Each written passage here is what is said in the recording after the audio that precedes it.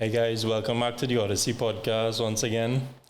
This is a interesting big episode we have for you today. Not only is it our 10th episode, we have a very special guest. It's kind of like we made the full circle of life here.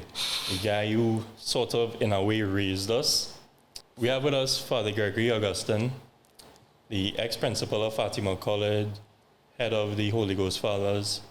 And it was a very interesting conversation, you know. Mm-hmm. We got to find out, because he knows a lot about us, you know, he basically raised us, all that went to Fatima and stuff, but we got a little bit of insight into his life pre-priesthood and post-priesthood, and went into his journey as principal, and we touched on a lot of different topics as well. Mm-hmm.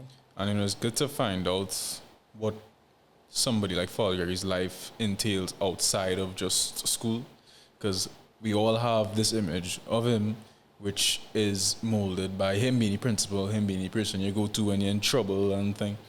But people don't really have an appreciation of all the work that goes into being a principal, because again, like, you gotta think about it as him running an organization is not just, you know, somebody who's a disciplinarian, somebody who gave detention or suspend you or something like that.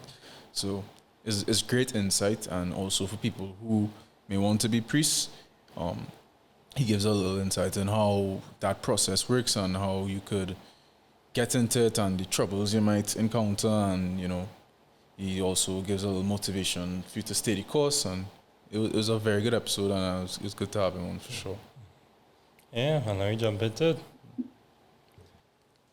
Thank you guys so much for joining us on another episode of the Odyssey podcast.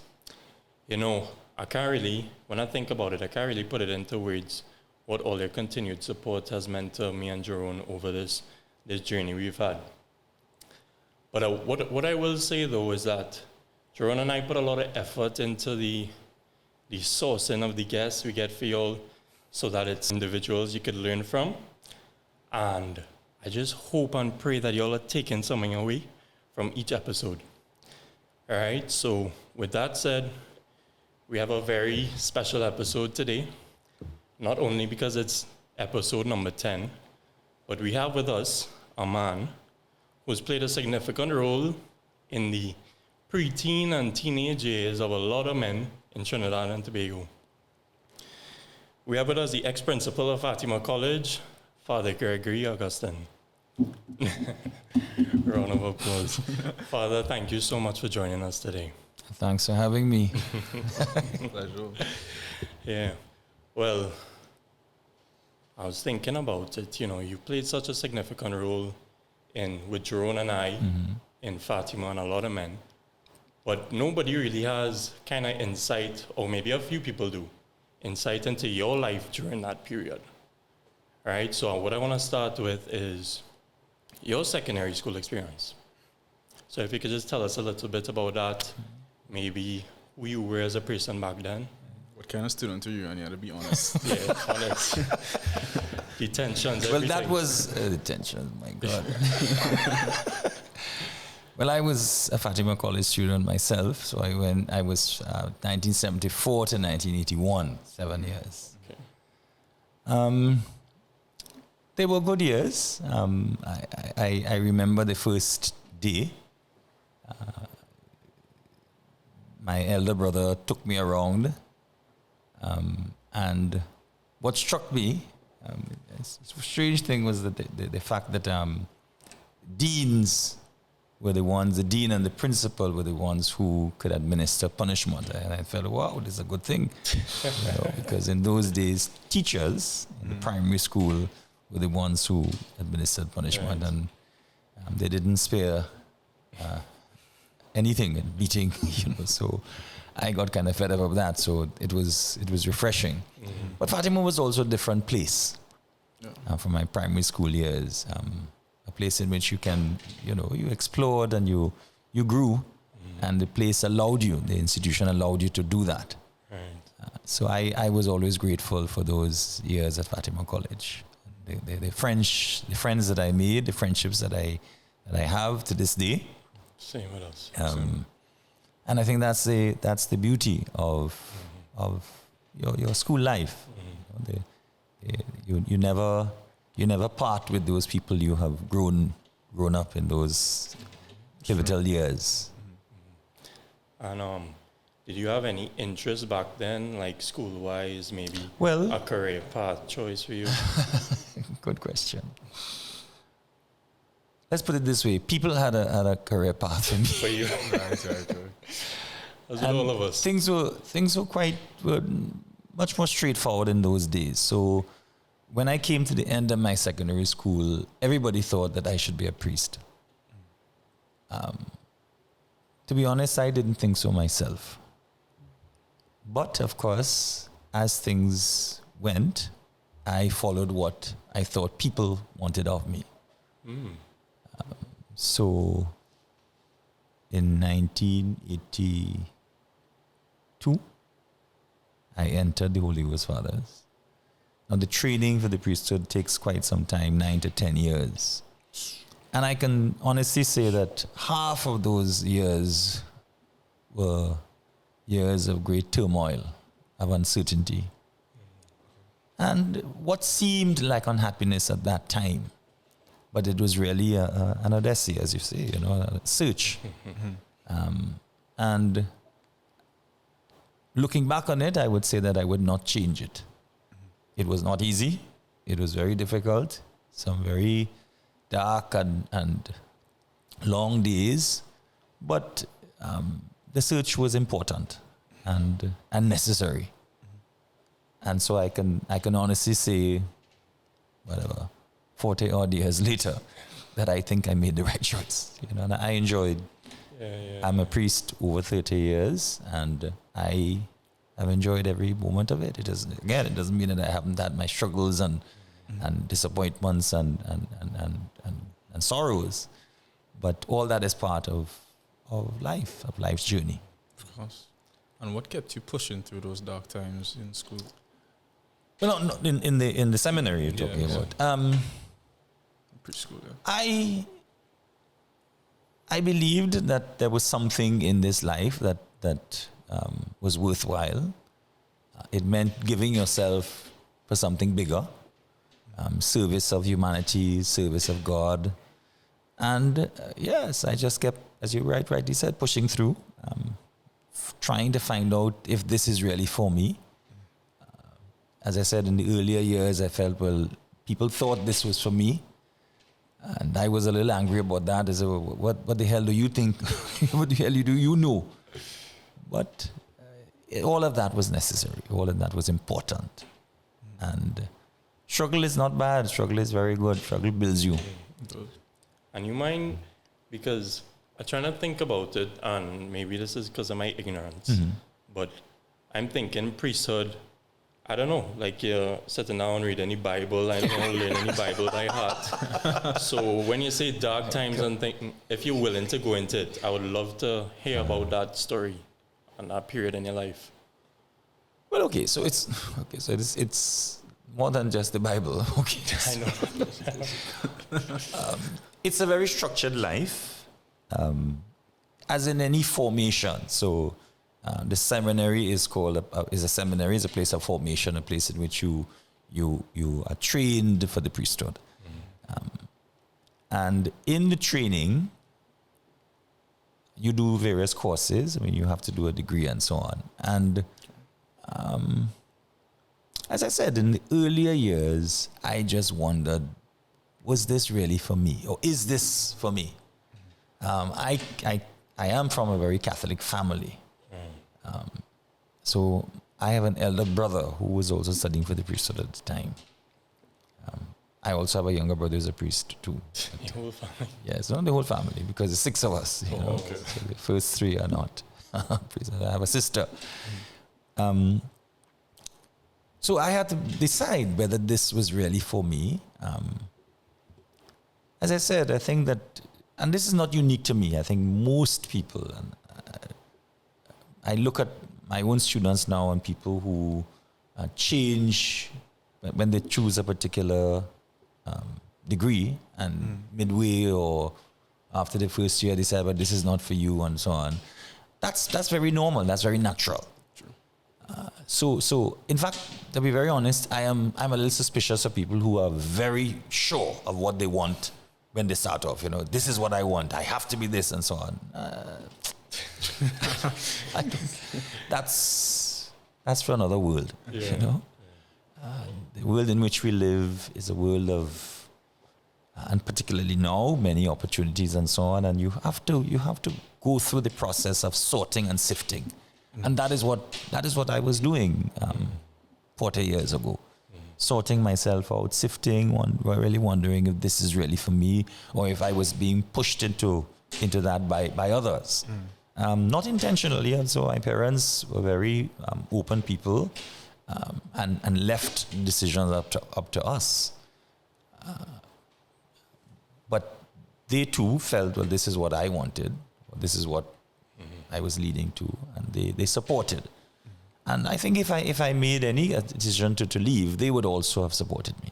So, but as I said, it was difficult, but difficulty is not something negative. And I, as I said, will not change that path for anything. I think that was necessary, and it was something that I had to go through and grew from. And we wouldn't be here today if you didn't do that. Precisely. Yeah. And I think a good takeaway with what you just said is that if you want to find your purpose or your calling, you really just had to try everything in your book and see what sticks or what not. You have to go. You have to seek. And you said that to become a priest, you have to do a degree. Is it a degree tailored for that, or is it like you pick a degree within a certain range? So it's theology. You do a degree in theology. So there are many courses as any degree path. Any subject area you have. So Bible is just one of the several courses. You also have to do philosophy. You have to do a degree in philosophy. So so it's quite broad, and I always smile when people think that it's only the Bible you do. So it's not just me. Yes, no, it's a popular belief. That it's like the belief that priests don't drink. Priests don't do this and priests don't do that. Priests live life with gross ignorance of that. Oh my God! And what would you say was your favorite part of that learning journey of being a priest? That's a good question.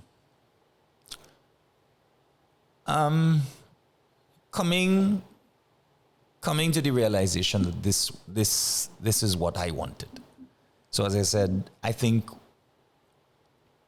after about 5 years, so I would have been 25. And I said, well, look, I think this really may be for me, So the coming through the crucible, the difficult, the challenge, and recognizing that this is really my life's calling, made it fulfilling. So when you graduated from priest school, how did you transition into Fatima and teaching and so? Right. So when I was ordained, so you call it ordained. I love the the terminology. Yeah, to learn. Related. Yes, well, after I graduated from priest school, I was assigned to Fatima. Okay. Of course, there's a process of discerning what you want, and I come from a family of teachers. My father was a teacher, principal, so and I gravitated towards that. I thought teaching was something that I would like, and I was assigned to Fatima in 1991, 92, early 92. Yeah. And assigned to teach. So I taught history and religion. And I have been at Fatima for 32 years. And how were those initial stages when you now started to teach, of dealing with these boys and arguably the most difficult period where they give you most trouble and things? Yeah. How was that now jumping into it? To be honest, it was not difficult. Sometimes it's the parents that are more difficult than the students. Yeah, boy. Students are students, you know. Young people are young people. They're open to learn. They're open to grow. They want to be molded. They want to be directed. And you have to give them something of worth. And they would run with it. So that is what I saw. That was my experience. The challenges came with dealing with adults, with dealing with your fellow teachers. So that transition was interesting. I mean, so you'll imagine that there were people there who taught me, and you know, this is something I often say about teachers, that we have to learn that the students that we taught become adults like ourselves. Right. And therefore, you must not treat the former student like a child. Right. You know? So you think it was difficult gaining the respect of the teachers who taught you? I mean, there were challenges, and I just put it that way. I mean, but again, it was good. I mean, I like a challenge, I like a war, you know. So I don't shy away from wars at all, you know. So it was interesting that many of them really just felt that you were still a boy at school. Yeah. And here am I in my early 30s, you know. So I was no longer a child, you know. So. But I found that interesting, and so those challenges were there. But in terms of the students, yeah, you have the odd one who will be rambunctious and challenging and so on. But you can deal with that, you know. Right. And you said teachers, since the boys are obviously going to grow into men, you can't treat them like children all the time.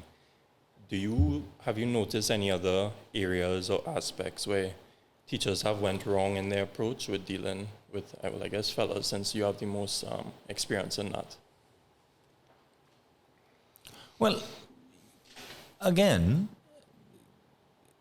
not only as treating them as children, but recognizing that the person can change or has changed. So a student who would have been difficult and challenging and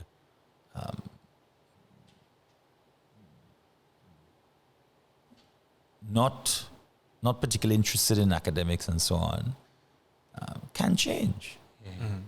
And so you have to be open to recognize that this person now is a different person. So I think that's a challenge for us as teachers. You know, you deal with youngsters, and of course they're all at the same age. So I am growing older, but I am dealing with the teenage years all my life. So you have to grow, and you have to allow yourself to see the growth in those that you would have taught. I've always found that an interesting challenge as a teacher.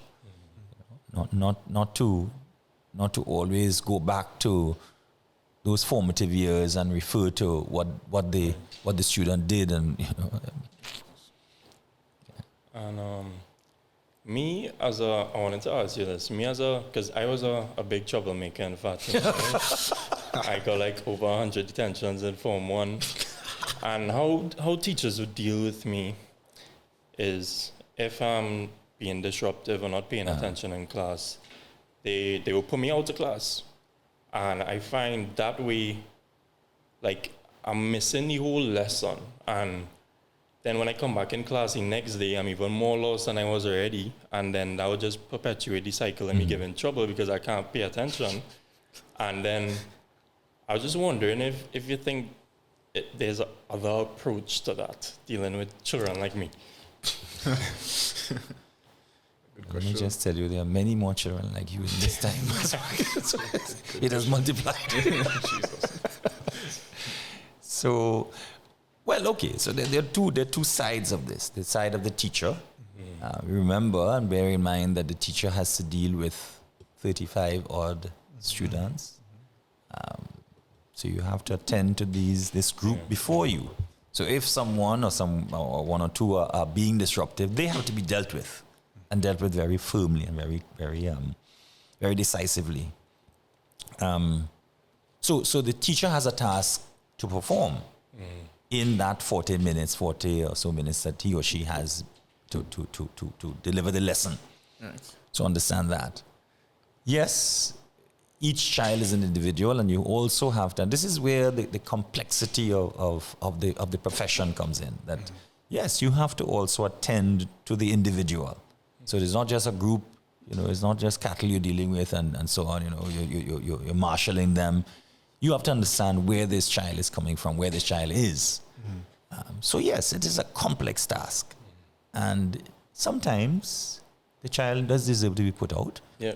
But you can't put the child out all the time. So you hear stories about teachers telling the child, as soon as I come in, you get out, and so on. That can't be. We get plenty of that. But and then of course the age at which the child is at, it is at an age of discovery, of inner turmoil and so on. So the teacher has to be very cognizant of that. Yeah. Sure. So I'm guessing understanding the way that people plays a very important role with you being principal and having to kind of be the mediator between problems between like teachers and students and parents. Right, so you're coming to the principal years now. That is from 2000 we should probably forget and come back to it. Yeah, well, no, it's all right. I mean, more on this. Teaching. Well, I could go back to it because you could, it's a back and forth. Yes, exactly. I guess we could just go into the principal journey. Okay, well, I have a question for that too. Yeah. So I would have started as principal in January of 2009. Okay? And what struck me at that point was that there was the fact that the buck stopped with me as principal. That there was nobody else to point to, there was nobody else to blame. You can't say, well, it's his fault or the principal made the decision. You had to make the decision. You were the principal. So that really came home to me in a very powerful way. In my previous years, from 92 to that point, I worked very closely with my predecessors, Anthony Garcia and Mervyn Moore. But it was so I was now in that seat, and well, it meant that you had the staff to deal with. You had a teaching staff of 60. You had the students, because I continued to teach, and I made that decision. A principal doesn't have to teach. Administration is your primary task, but I felt that the teaching really fed and nourished me. I don't think I would have enjoyed being principal if I did not have the experience of the classroom. So that was, and then of course you had to deal with the parents and the old boys. So then all these various constituents you had to deal with, which, quite frankly, I think I enjoyed. It wasn't easy, but life isn't easy, Come back to that same challenge. Yeah. I have a few questions to pull out of that one time. So do you think teaching, as well as being principal, kind of improved the bond you had with the student body? Because that is one thing that we acknowledge of you, right, versus other principals. Like, you know everybody's name. Yes, you have to. Yes, it was important, and I had that experience at Fatima myself. So Clive Panton, who was my principal, he knew people, he knew everybody. So that I just felt as a teacher. So when I started to teach, I had to do that myself, and therefore as administrator, as principal, that had to continue. You can't serve those who are before you if you don't know them. I think I had an added advantage, if I can put it that way, as a priest.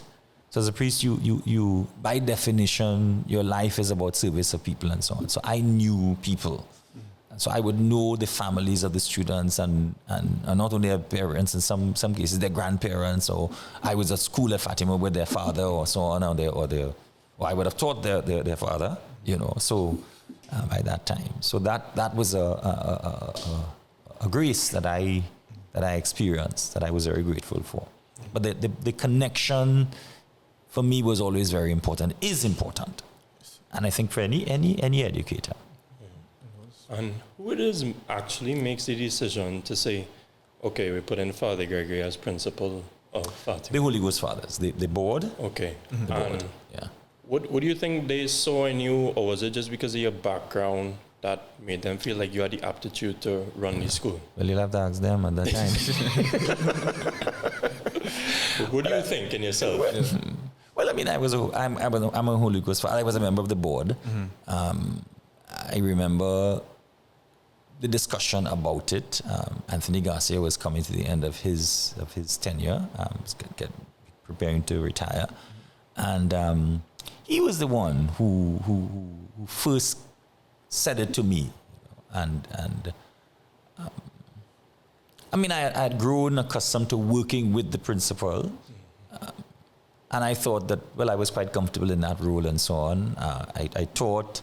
I always had responsibility for the premises, so I managed the compound and so on, and I liked it. But others see something in you that you don't see in yourself, so then the suggestion was made, and I said, okay, well, let's try it. Again, in those early days, you see how life repeats itself. I thought, yes, and I thought at one point, honestly, I mean, that I had made a mistake.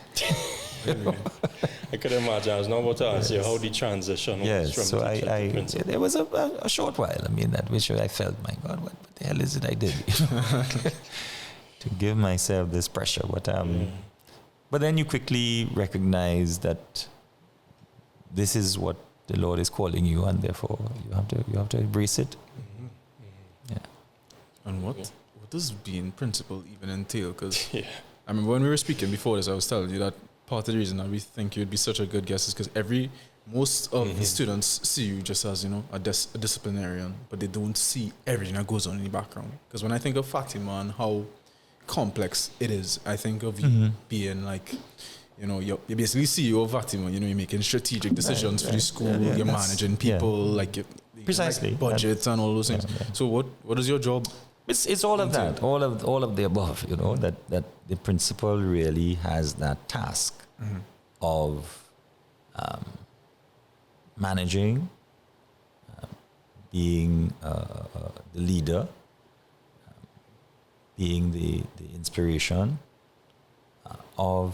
for the institution, and doing that in unison with all these, as I said, constituents, parents, old boys, your students, your staff, and attending in varied ways because they're all very distinct groups.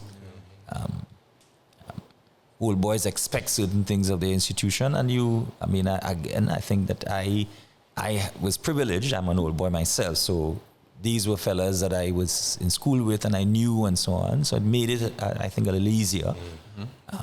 And to forge a greater union, and this is what, just fast forwarding to the present, some of these old boys they always were on the board. So to see, to mold the institution for the future. And again, parents, these are their children. They want the best for their children, and you have to be able to provide that, and give them that confidence that we are providing that for your son, for your daughter, in the case of girls and so on. And then the staff, that it's not only providing the tools, but the environment in which this teacher, this male or female who has chosen this profession to develop and to feel that this is where I'm called. So that's a task. That was the task. I can imagine. It had any decisions you made or incidents that happened that maybe kept you up at night or that you regretted deeply? No, I don't think I had any regrets, but yes, I had some sleepless nights, Yes, there were one or two challenges. There was a particular challenge fairly early on in my tenure, That was difficult. The school was challenged, but again, this is the beauty of living and looking back, that you can say, really, it was challenging, it was awful, but we grew and we learned, and the persons involved also grew. I can't get into details and so on, but I have to say, in the case of that particular incident, the persons involved, I mean, I was bowled over. I met the persons years later. Yeah. And I mean, I can't put it into words that you saw that they matured, and it was not the end of their life. Let's put it that way. They are living. Thank God. You know, so. And that is where that issue of challenge is, you know, sometimes we make a big fuss and, oh my God, how am I going to get through this? I wouldn't live. You will live. And on the opposite side of that, what do you think is the most important decision that you've ever made as principal, or best decision? My God, I don't know. Too much. No, I mean, Or decision that brought in the most reward, if that makes sense. well,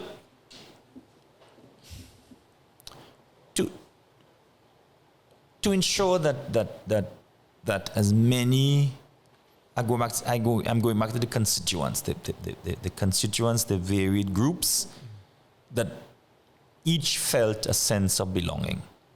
So the model of education in institutions today is that you must bring in as many as possible.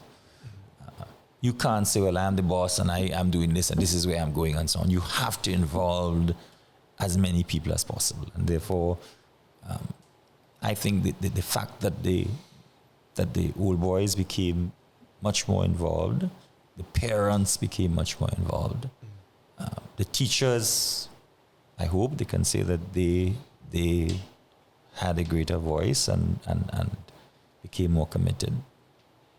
And then the students hopefully were happy, you know, and contented. That's the decision. I mean, it's a multi-faceted decision. But if you say put it in under one umbrella, you know. And I have a next question, a short question to bring up hopefully some positive memories. If you had, like, what is one of your most fondest memories of your tenure in Fatima? These questions are becoming difficult. There are many. I have to say, I would not change anything.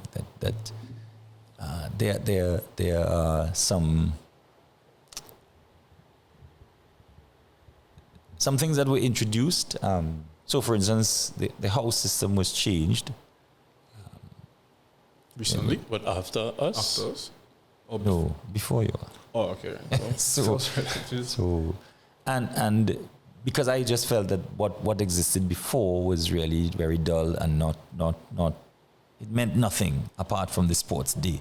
Mm-hmm. So that and that brought a lot of life to the institution, to the school, to the college, and people. You know, there's a rivalry and a very friendly and lively rivalry that has come out of that. The introduction of the Blazers and so on. I mean, when you all became senior students, that was tough. Yeah, we like that one. That was a good one. That students felt. Right. You knew that you were going into adulthood. I mean, I never forgot one student saying, you know, I feel I'm like a lawyer. Never thought of it like that. Yeah. That yes, I mean that's what this is about. That you preparing yourself for the world as a man to contribute to the building of society, and so wearing that blazer. I've never heard, I don't know if they would say that behind my back. I never heard any student say, I don't want to wear this, I'm fed up of it. Yes, it gets a little hot at times and so on, but... AC classrooms is fine. Yeah, well, exactly, yeah. But there are many, I think, things that helped to build the sense of the person. Because that's what education is, that the student comes into their own. I had done something for my diploma about school as home. But the home was a metaphor for the home of the self. So you come into your, you're at home with yourself. And therefore the educator does that, helps the student to come into his or her own. And then the school is the environment, is the second home, in which you have to make the child, the student, comfortable. And you have to do all in your power to ensure that environment is such that it will create that atmosphere for the child to grow, to come into his or her own. So. I have to know, how has Fatima stayed on top so long? Because it's one thing to build a school, but they say it's easier to follow, to catch up to first place than to be at first place and stay there. So I just have to know, like, what have you all been doing over the years to keep it? So let me just tell you quite honestly, it's not a hard task. No, I don't mean this in any facetious or cocky way. Simply, you have to believe in what you're doing and go for it, and not rest. It is not. It's a responsibility that it's like a parent. I mean, a parent never rests. A parent never says, "Oh, look, children, go your way. I am not." No. You have responsibility, and you have to continue to work at it. If you believe in something, that something does not become a burden. So that I think in a broader sense, forget Fatima, if you believe in what you're doing, that is the motivation. I'm sure if let's turn the tables. If I were to ask you, do you all enjoy what you're doing? You look so. Yeah. Of course. Right. And you all have come into your own. I mean, I said yes to this because, I mean, I really was enamored over the fact of what you all told me about what you do. And I wanted to come and see. What do you think? I'm impressed, So it's not rocket science. I say that all the time. It's not rocket science. It's not what is the formula? Fatima have some secret. There are no secrets. There's no secret. It's hard work and no sleep. Yeah. But as you say, no sleep. I always remember I had a friend who went to school real earlier time, and he told me I was hearing the keys going up the whole way. And we always, no matter how late you stay in school, you're the keys, by the way, when you're carrying your big bundle of keys. You're hearing the keys. You're always doing something. You're always moving. I want to kind of get maybe a day in your life or where your schedule was like back then. And how much sleep you again, because I don't think you were sleeping. 7 years I never see you eat, I never see you drink the water, I never see none of that. So you need to. Well, I'll be dead.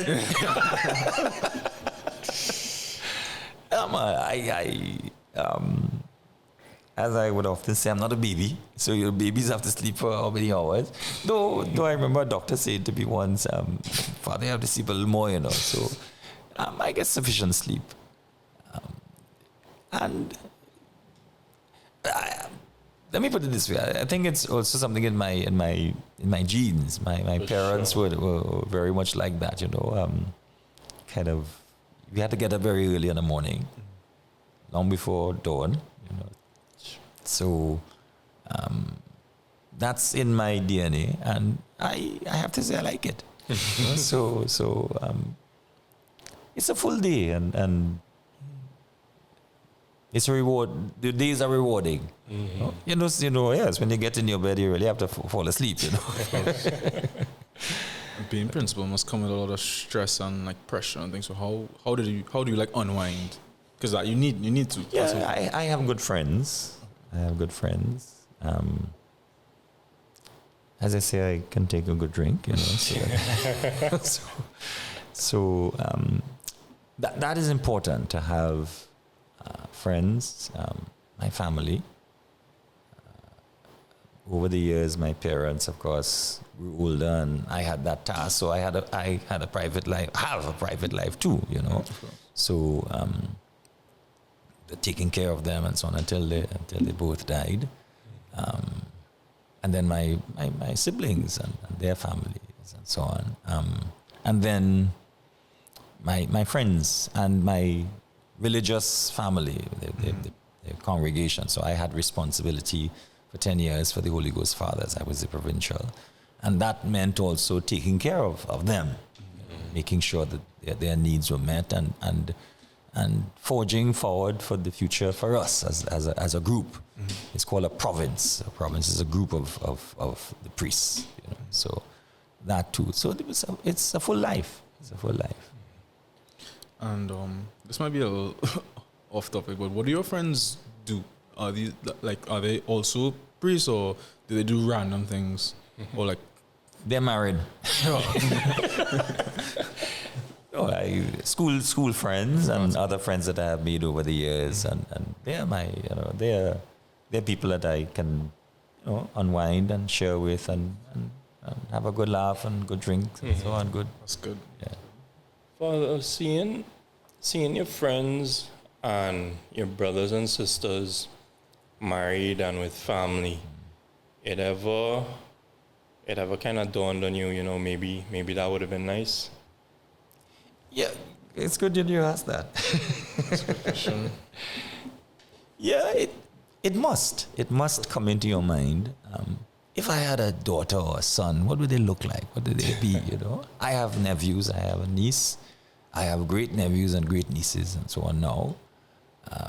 So every now and then it does come into your mind that were I to be a father, what sort of daddy I would be, But I have to say, as I said earlier, I don't regret it. That it's about what fulfills you, and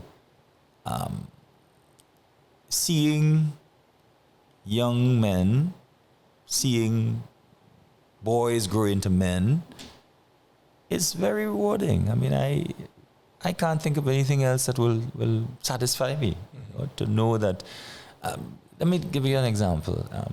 Just this week, imagine that, just 2 days ago, a past student, came to see me. And first of all, I didn't recognize him. And he said, I really struggled when I was here, and I knew that. In fact, he didn't enjoy life. And he came back to say, I found life, simply. What more can you ask for, Yeah, that's true. This is a young man at 22 saying, when I was a teenager, I didn't want to live.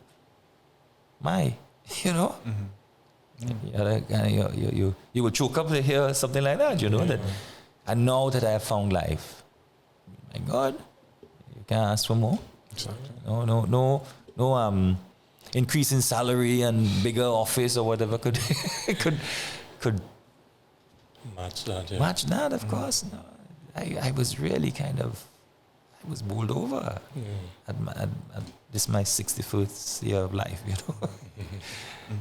As I answered that question, I thought about that same thing. I was like, even though you don't have a family or children, literally the entirety of Fatima that has passed through as you've been there are your family. I think we both look up to you as a father, whether we knew you very good back in the day or not. So, yeah. It must get a little annoying too, because I remember I saw you in Church of Chickens on time, and 5 people told you hi. 5 fellas. Where's this? Celebrity. This is a while ago. I think this is the first time I told you about this. Right. And I was there, and like one fella paid for his food, come out, Father Gregory, how you going, bang? And then the next one come, Father Gregory, how you going? It's like 4 people. And it must be So that's why priests and so on don't go out, you don't go on the avenue and so on. That's not for you. You go to home. But to also go back to that last point, it must, because those years are so important in your development and you're so malleable. You must feel a bit of pressure knowing that you have such a big influence over how people are going to turn out. Because directly and indirectly, because obviously teachers would play a part, but then you are kind of directing teachers. So, how do you deal with that? And are you very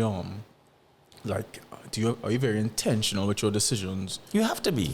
With regard to you that? have to be. You can't. It's not something that you can second guess and I wonder. No. Not a damn bit of that. It's not. No. It's you have to be intentional because it's people's lives. Yeah. You're talking about a life.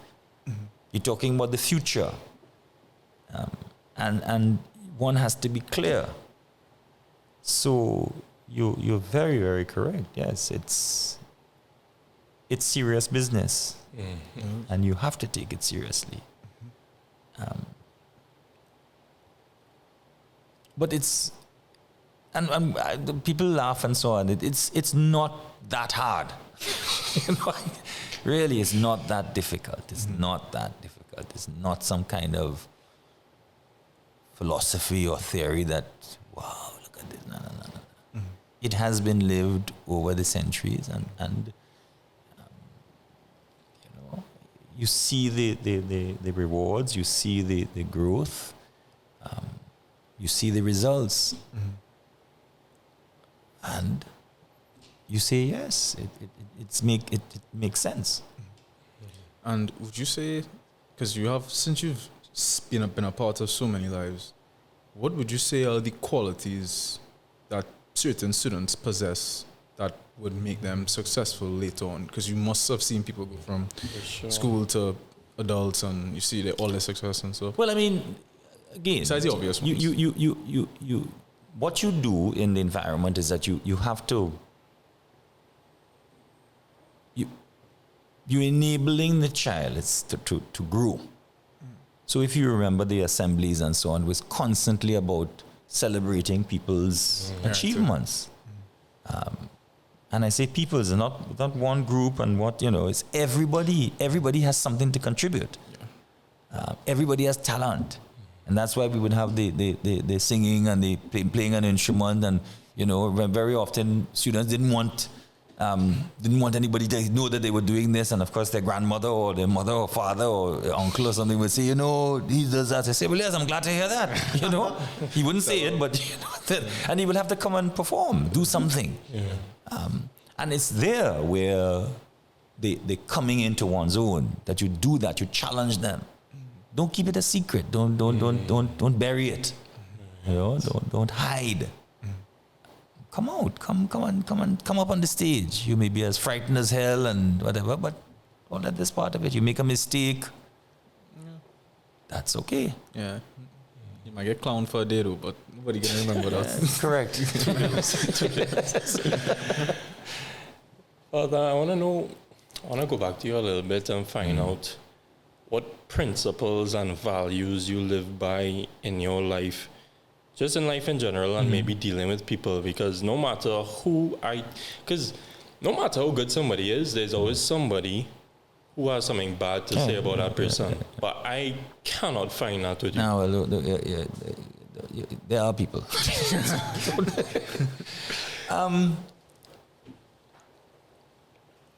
No, I can lose my temper, and tell off people and so on. But you have to respect people, and particularly if the person has an opposing view, you have to be able to kind of work it out and work it through. And that's why I say I like a war, because if you're going to war, you have to know what strategies you have and so on and so on. So that there must be that fundamental regard. I'm a Catholic, I'm a Christian, and therefore I live by Christian values. And therefore the values of Christ what would nourish me. You know, that you being Christ-like means that you understand people, that you give room to them, that each person is created for a purpose, however difficult or weird they may be, and they must find their purpose, and you have to help in that process as an educator. Would you say that your rise to the position that you're in now, would you say that was a natural progression, or were you aiming to get to that point? No, I mean, as I said, the suggestion was put before me. I liked what I was doing, and I still do like what I. Okay, so let me start from the present. I had the opportunity to stay in Jamaica, but I chose to come back because this responsibility of, and now it's of both Fatima and St. Mary's, because Fatima and St. Mary's are we are one family. I think that it is important that you have institutions of quality, of worth for the well-being of this country. And that is what I had to say to the people there, that, well, look, I have this task and I have to see it through. I'm happy here in Jamaica. I have to say they were very welcoming and so on. But so that the task of education, of molding the youth for the future is a sacred task for me and for all involved in this. And therefore, when I say we, I'm talking about the Holy Ghost Fathers. We are doing this for 160 years. So this is the 160th year that the Holy Ghost Fathers have been doing this in this country. Right. So it's not yesterday. It's a long, long history. And it has to be put in good hands, in capable hands, in competent hands. For the well-being of the country, not for us. And what would you say could be done to improve the state of the education system in Trinidad? Because I think Fatima does well, CIC does well, but I think a lot of other schools don't. And that's really where the problem lies, since it's more. Like it's a much larger portion. Right. And simply, I keep saying this because I do believe it is not that difficult. And I see it and I give an example of the persons who are charged with the responsibility have to give it their all and have to believe in what they do. And I have seen our neighbors, Microapo, East and West, but East in a more particular way because they were the East was the senior comprehensive, which was the senior school. The West was the junior sec. I remember the days when those students were a real challenge, a real threat to Fatima, They'll be robbing and so on, and that no longer exists. The present Fatima College students, and when I say present, I mean in the last 8 years or so, 10 years, really does not have an experience of students of Mukarapo threatening them. Okay. So you think that they're getting better? And the reason is the persons in charge are committed to fostering a very positive environment for them. Okay. I didn't even know that. That's good to hear. Yeah, I didn't know that either. And that doesn't mean that others went before them were not. I mean, I'm not saying that at all. But it has grown. It is, they're doing it in a very deliberate way.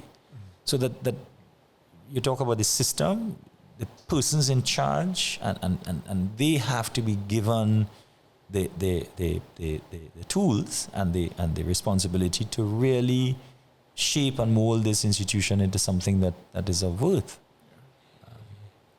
It's not just a function that you are carrying out. So that is what I would say, that if the institutions are to be turned around, the persons who are given the responsibility have to be told that we want to see, and when you see results, we're not only talking about number of ones and so on, but the students have to show it in their very demeanor, in their very character, because that's what learning is about, character building. You become a man, a woman of quality, of worth, of engaged in life, as you all are. I look at that. Every time I look at you all, I have to smile. So I'm not shedding any tears of regret. And that's one of the things that I'm very grateful for Fatima, because I feel like Fatima really molds you into a quality person. Like, I have some friends who went to schools that I'm not gonna name, who get a little bit more scholarships, and they're like, oh well, our schools are better. I'm like, y'all have no idea.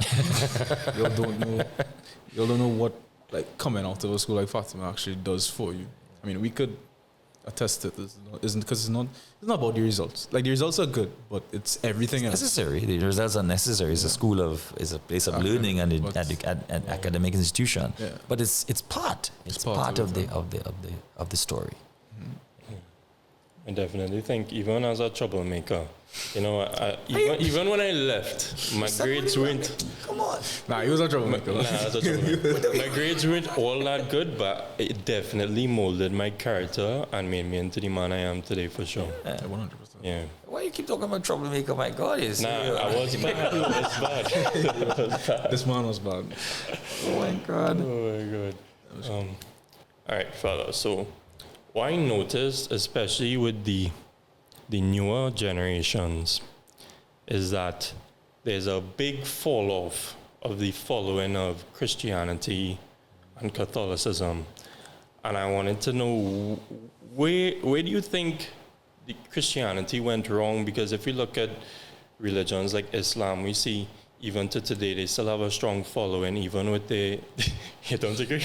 even with the younger age groups. I mean, that's from my experience. I noticed with my Muslim friends and things, they're a lot more strong about their faith and about the more strict on devout. Right. Yes. Not really. This is of course, this is a phenomena that is around for a few decades. Okay? You're seeing the effects of it now, but this was growing over the years. Now, it's also a Western phenomenon, because as a churchman, I will know that in certain parts of the world, like in Africa and India and the Philippines and so on, the East, that is not so. So the faith is very vibrant there. Okay? It's just the West. The Western world, Europe, the Americas and so on, you see this falling away. And yes, because Europe and the Americas will be Christian, basically. And yes, people are not referring to themselves as Christian anymore. But of course, the whole basis of the culture of the West is Christian. We have Sunday off. We don't have Friday off or Saturday off. We have Sunday off. So the pillars on which the society is built are Christian, but people are not referring to that again because several reasons. Just interesting again. You raise this point because on Sunday on, I had to say to the manager of our football team, when I was going off to Mass, I saw our under-14 team going to San Fernando to play a practice match. This is Sunday morning. And I said to them, don't let this happen again. Sunday is, as an institution, we have to show that this is what we are about. And that's why I talk about the clarity in terms of decisions and our whole ethos, who we are. So Sunday is a sacred day for us. Now, the individual families may choose to do something else. But Fatima, if I'm a Fatima College student, Fatima says that this is what we stand for, and therefore we would not have any training or going off on a Sunday morning, because Sunday morning is sacred. Okay? And yes, you're right. When you see with your Muslim friends, I'll give you an example of something that I read some time ago. This is in Europe. This is in Germany, and Germany is a Christian country. But it said that in order to explain the meaning of Lent for the average German, they said it is a Christian Ramadan. So clearly, Ramadan is very clear in people's mind what it's about. Muslims don't joke around with that. So well, it's like Ramadan then, because they didn't know what the hell that was about. So that is what has happened. That we have fallen away. We no longer define ourselves as Christian, but we are at our core, and I think that it's important for me. I'm a priest, and my task is to preach that truth, that being a Christian means that I live by the principles and the values of Christ, but I live. It doesn't mean that I don't do this and I don't do that. So often the Christian life has been described as a list of no's. That's not so at all. It was never that way. At its core, Christianity has built the Western world, the world. Christian values have shaped our world. It's 2023. 2023 means 2023 years Before Christ. since Christ. Okay? Right? Oh, but a long day, boy. Okay? So, Yeah. And so the fact that people are not leaving, but the numbers maybe decreasing, I don't know for sure. No, definitely they are. Right? And since the pandemic is even going on even further. Yeah. That must be a concern of the church, and you being somebody who's senior. What is the church doing? What measures are they taking to try to bring people back, or are they?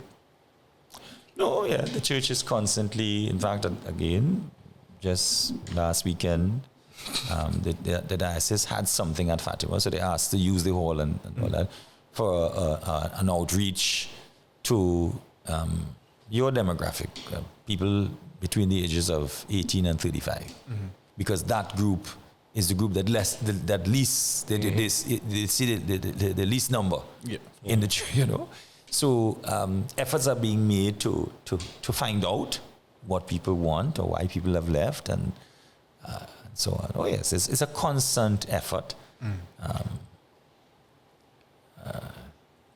And of course, as an educator, we do our part to impart to the youth and their families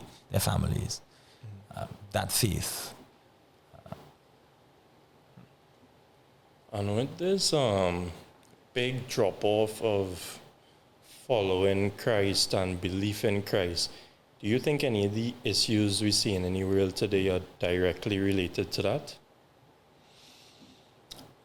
Well, yes, I would say very much so. In the last 10 years, and everybody will attest to this, not only older people like myself, but young people, the issues that have come to the fore in the last 2-3 years, that whole issue of self-definition, how would I define myself? I mean, what is this? I mean, if I want to say I'm a cow and you have to respect me as a cow and so on, but I think it has gone off, or is going off the rails when you hear all these myriad, And there's a person I listen to when they talk about what is a man? You know, he asks the question, what is a man? A man, then now you have to kind of decide, and I wonder what I should say. You know? Oh my God. Yeah, it has come to that. Sure. Yes, and that clearly the Christian world has to be able to respond to that. Yeah. The Christian world is not afraid of these things. So it's not to say that it kind of condemns it. And no, the Christian world has to be able to say, and is saying, look, you are created, and this is what scripturally, we go back to the Bible. So, you know, we are created in the image of God. What does that mean? Right? If I'm created, God created me. God, Genesis says, male and female, he created them. You know, in his image. So the male and the female are images of God, not the animals. He created them for a purpose too. What are your views on men converting to women and women converting to men? Yeah. So the Christian view is that cannot, that is not of God. Right. That, and this does not, you see, people equate that to say that you don't like gay people, and so that's madness. The church has never said that. You know, all people are children of God. All people belong to the human family, the family of God. And all people, as I said, we are different. We have our weaknesses and so on, but we all are children of God. But that is how we are created. We are created. God created me for a purpose. And I find my purpose as I live. I find my way. I make mistakes. I take the wrong path. So to say I'm going to reform myself into something else. Right. So I want to move on from that topic. And have you noticed how mental health and anxiety has been kind of plaguing our generation? Yeah. What do you think the cause of that is? It's multifaceted. The world has become a more pressurized place. I mean, the irony is that, okay, so we have all these inventions, and the world, life has become much more convenient, okay? At least in the Western world. People say, well, I don't know what we would have done without phones, or what was life like. Yeah, well, life was life back without the phones and so on. But yes, we have to admit that everybody has one, and it has made life more, more convenient. You can chat with people and so on and so on. Yet at the same time, with all these developments, there is an increasing sense of tension and pressure. So that even children will talk about, I'm anxious and so on. Now, that's not too new, because yes, anxiety was always there. It may not have had the label. Okay, so I would say two things there. That yes, that is so, that we have become, and we have to do things then to release that pressure. And I say this thing about simplify things. We have to simplify our lives. That we have to get back to some basics. That the family life is important. You know, the task of the parent. If I have children, if I have a wife, that is my primary responsibility. And when you hear people going off and doing their own thing and trying to find another life, you say, no, it can't be. This life that you have, imperfect as it is, you have to make the best of it. So that is where I think it's adding to the pressures that people have, because there is the breakdown of the family for all sorts of reasons, and all of us have that experience in our own families, you know. So nobody is exempt. Nobody can say, well, no, that never happened in my family. Well, that's not true, okay? But that is adding to the pressure. And that what we have to do is to get back to some basics. You have to strip away some of the paraphernalia, the excess, and get back to some basic rhythms of life. And that will give us a sense of, because that's what happens in therapy. So when you are falling apart and so on, what did they tell you? You have to go for therapy, and the therapy will teach you how to walk again, you know, how to talk again, how to look at people again. Okay, but so therefore we don't. That is one part of it. That is the medicalized therapy. But we then have to do things intentionally in our institutions, in our homes, to ensure that that we have a sense of who we are.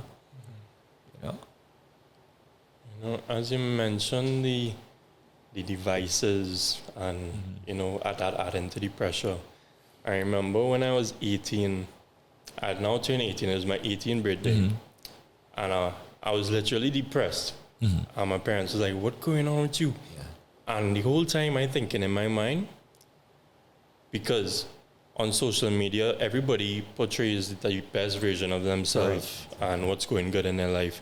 I seen 15-year-old cryptocurrency millionaires. I'm like, why aren't I a millionaire at 18? Right. And I was depressed for the whole day. Right. And I'm sure a lot of people struggle with that. Not necessarily that same thing, but on a broader spectrum. It's a constant comparison that you currently get over. And not only that, the fact that again, everything is out there. So you asked earlier about my life, and people know you, and that's true. I'm a public figure. Yep.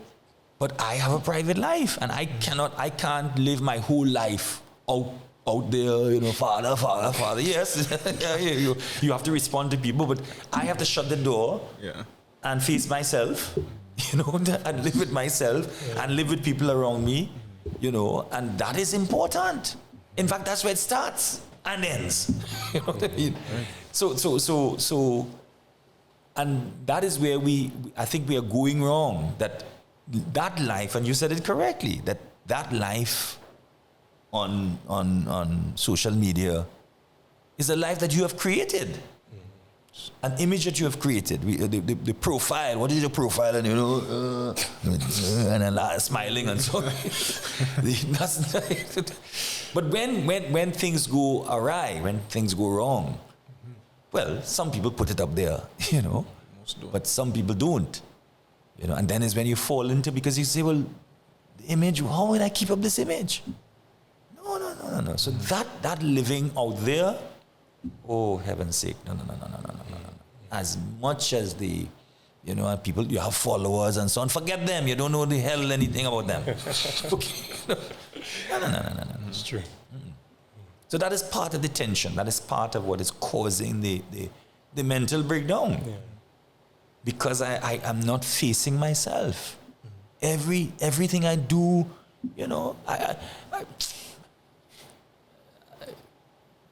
people. I marvel at the fact that people will take pictures of what they're eating. Who cares about that?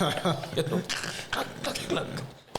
Curry, pork.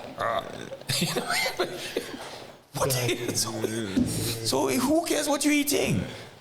All right, guys. Well, remember we posted up further before, and we said send in your questions. We got over 20-something questions, and we're gonna ask them. Some of them we probably can't ask, but we will try to ask as much as possible.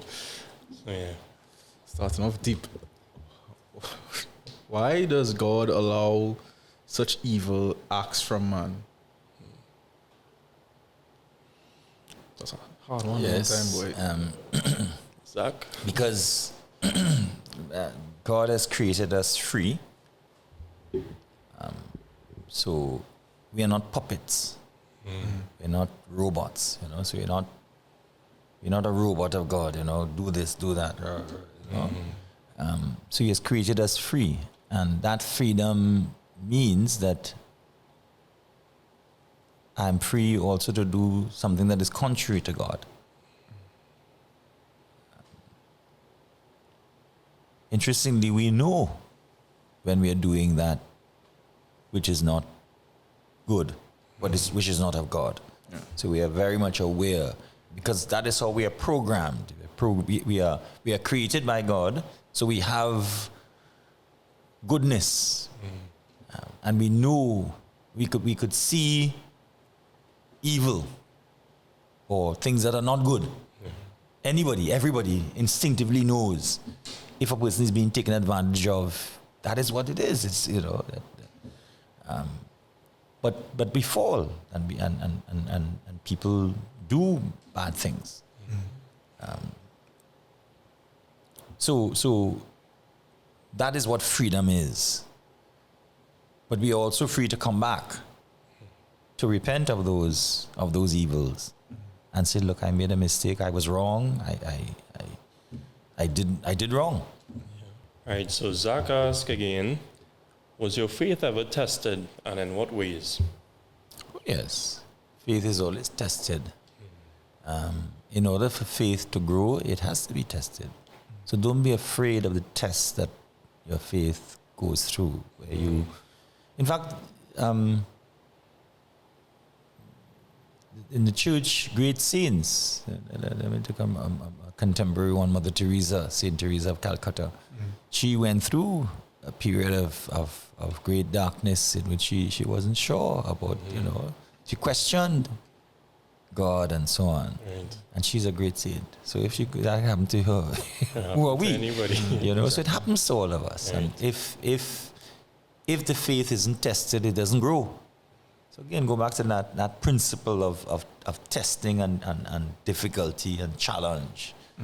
Don't run away, don't deny, don't shrink from that faith must be tested. So and we go through those stages in life. We talk about young people fall away from faith and so on. Yes, but you come back because you recognize that without it you're lost. So that all of us, and at various stages. So one. And particularly when you see that the former question about evil, and you say, my God, what is this? When you see certain things happen, we're seeing the conflict in the world now, in the Middle East and so on, the atrocities and so on, you say, my God, what is this? So it does test you.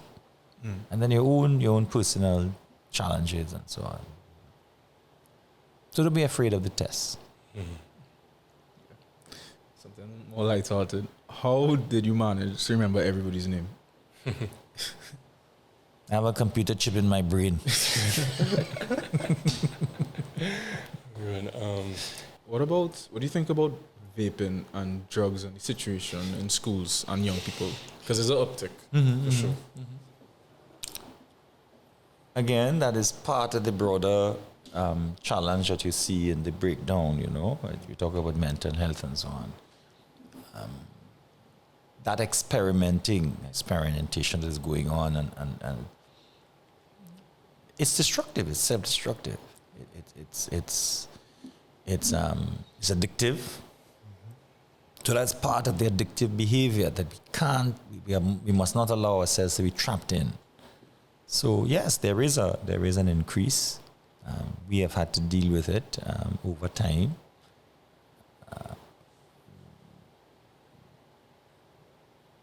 I think the reason is that people are not sure of who they are. So when you find your purpose, then you recognize that these things are not a help, but rather a hindrance, and a serious one of that. It doesn't enable me to find my way. it's a retardation. I mean, I become retarded. You know? So don't fall prey to that. You know, the market will tell you otherwise. You know, it's harmless and I can't claim to know too much about it, but the little I do, I know that it is. I've heard it. You know, it is addictive. It doesn't help. You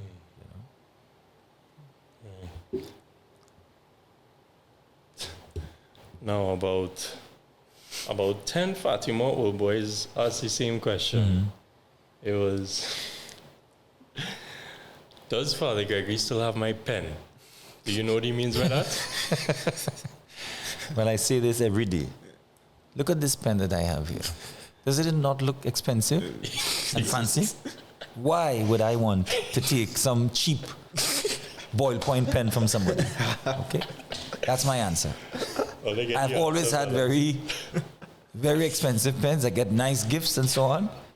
I don't need anybody's cheap ballpoint blue pen or black pen or green pen or red pen. And I wanted to also know, what have you been up to since you left being principal at Fatima? Right, so I went abroad for a while, about a year and a half, a bit. You know, I mainly in Jamaica. I went to England, but I was mainly in Jamaica. I had a job there, and I was quite happy. I mean, I must say Jamaicans are very welcoming, and yes, I had an opportunity to stay, but I chose not to. I have connections there. My brothers are there. At least, well, one is being transferred to another country, Kenya. But so it was an opportunity also for us to get together, but it was a wonderful experience. But I had to come back. As I said, I always had that responsibility for the board, and it's not so easy to do something from a distance. And the period had come to an end, so I am back now, and I'm happy to be back. You know. So the two girls that asked questions asked the same thing, and they asked about, I guess, the updated level of sex education in Catholic schools right now.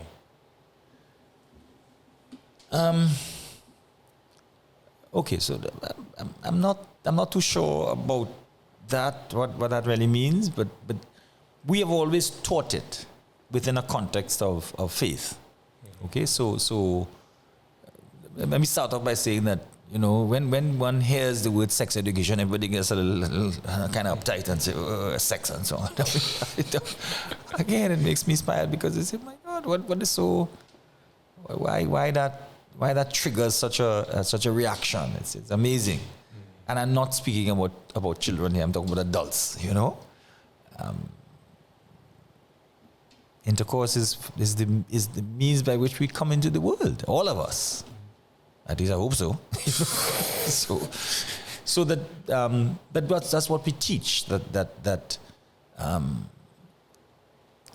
intercourse is a union of a man and a woman, a husband and a wife, within the context of marriage, to building family, building their relationship. So that's what we teach. It's not what the world is teaching. It's not what the world is presenting. And this is not now. This is long time, you know. Very often the world presents sex as some kind of, I don't know, some kind of antics and that you can do, and I don't know what it will make you, but that's not what the church teaches. So we're not afraid of confronting the issues of relationships, and that is what. So you start. I mean, so as teenagers, as you grow, you recognize that yes, you are enlightened and you are enamored with this young lady, the young ladies who ask you the question, and that is good. That's part of the growth, you know, and you grow in an understanding of this person, of this individual. Something that I just want to mention, something that always comes to mind in understanding women. I remember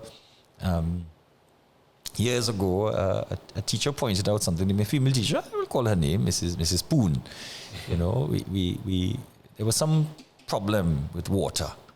And of course, I said, well, look, we'll solve this problem and, you know, we'll get the washrooms. I'm talking about the staff washrooms.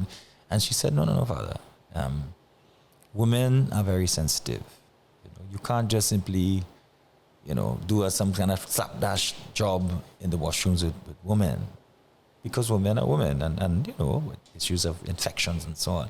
And I always remember that as a man, you know, you say, well, oh, just throw water in there.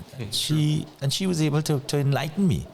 And I think, and again, in a broader way in terms of sex education, that as men, we grew in an understanding of the complexity of women.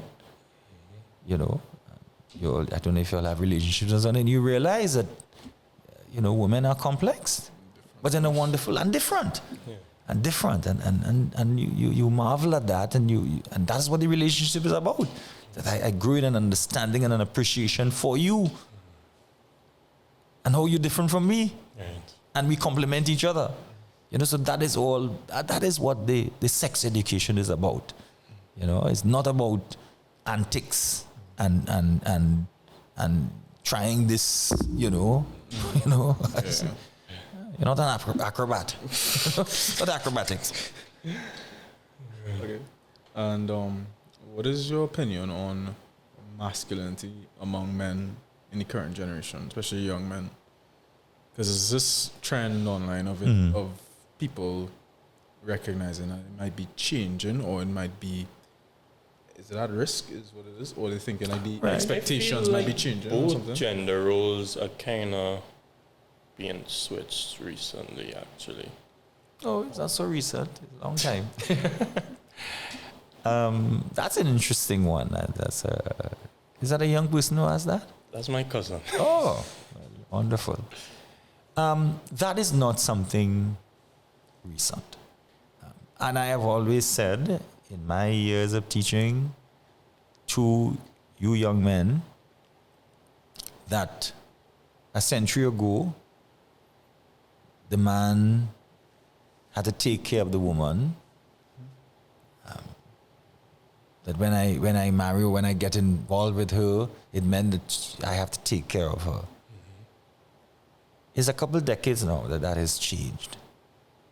So the girl, the woman that you will be involved with is as educated or even more educated than you are. And there is a greater mutual relationship, mutuality, that we share. Let me give you a personal example. My mother, who died 5 years ago at the age of 96, worked all her life. Worked. My mother was not fond of cooking. So she was not a good cook. So this thing about, oh, my mother's cooking is the best cooking in the world, I know nothing about that. And she was a good mother. She loved her children, and but she was a working woman. Way back in those days. Okay, so this is not yesterday. I'm an old man, you know. So those changes have been taking place since the Second World War, particularly, you know, in a particular way. So that the idea of the man, you know, being the dominant figure and so on, there are male roles. There are male roles. That the father has a particular task as father, that the mother has a particular task as mother. If I'm a father, I can't be a mother, you know. You can't make a child, you know. The female role is more nurturing and so on, and those are clear feminine things, as opposed to masculine. But there is also then the recognition that we work together There's a greater respect and greater regard and greater understanding now. And when I say now, in the last couple decades. And that's the development of our time. Now, a development always comes with a challenge. So that is what is happening with relationships now. That my masculine role,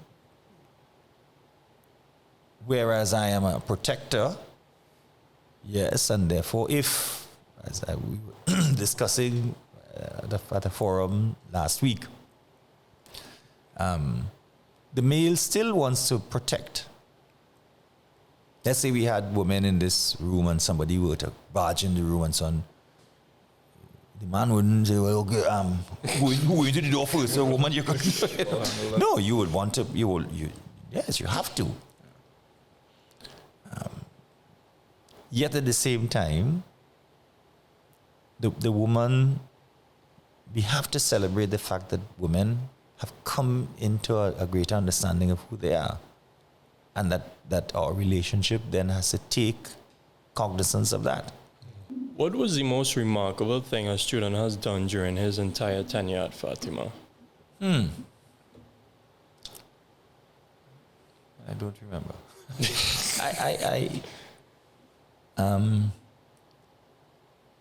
No, I would just say, in a general sense, everybody's different, and what I would want to celebrate is the achievements of everybody as an individual. You know, that yes, there are extraordinary students, and who could could do. You talk about multitask and do multiple things. Yeah, that's you have that. The extraordinary ones, but everybody is extraordinary. As I said, it's just to see. As I want to go back to what I said earlier. That is why I came here today. That what you all are doing is extraordinary, and I am proud. I'm happy. That's why I would not have come here for any other reason. Thank you so I much. appreciate that. And that's what I celebrate. That I don't know if there was any kind of big physicist or rocket scientist or something that came out of Fatima. Well, okay, fine. What advice would you have for anybody who's considering the priesthood? Good question. Know that you will have your questions and doubts and turmoil, and they're good. Don't be afraid of it. But go for it. If you feel an attraction for the priesthood, don't deny it. Go for it. It's not going to be easy. The path is not going to be easy. But if you persevere, I trust me that you will be rewarded. So Nicholas asks, what does Father Gregory think about the lack of financial literacy in the education system? I don't know. I don't think there is. Why does he feel that there is a lack? I really can't answer that for him. I mean, I think it's like because you could obviously learn about business through some subjects. You could learn about like accounts. You could learn about like POB. But I think that what he thinks about is like maybe not a formal subject, but okay. So remember in like when we were in Form 2 or around there, we had things like critical thinking. Right. So I'm guessing he's might be alluding to having subjects like that where they teach you simple things like maybe like investing and like Taxes. compound interest, taxes, and Oh and my things God! like that. Give us a break. A child does not need to know those things. You would learn it in time. Again, that there is where I will differ in terms of that's not for a child to know. So do you think that might play into the rushing of things? Yes. Trying to, You can't. There's a time and a place. So a youngster does not need to know financial, as investment. Who the hell? Oh my God, you're a child. You have to do your homework. You have to play a sport. You have to, play. Get to know your friends. Would you need to know what investments for? That is not your business. That's for your parents to say about. And when you grow into adulthood, there's time for that. You will learn.